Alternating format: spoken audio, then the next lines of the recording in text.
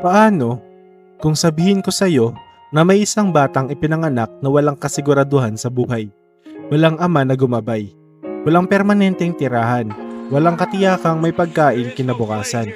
Pero itinakda ng tadhana na baguhin ang buong mundo ng sports. Hindi siya ipinanganak na mayaman. Hindi siya pinalaki sa marangyang bahay. Walang private trainer, walang shortcut. Ang meron lang siya ay pangarap, tiwala ng kanyang ina at isang pusong ayaw sumuko.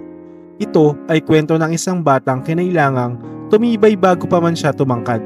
Isang batang binansagang The Chosen One. Kahit siya mismo ay hindi handa sa bigat ng titulong iyon. Ito ang kwento ni LeBron James. Four-game stretch in 5 days. To a rough start. James takes the ball. See LeBron. To LeBron again. LeBron got it. Right down.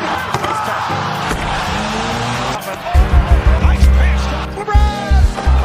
With a nice shot. Kung naghahanap ka ng kwentong magpapaalala sa'yo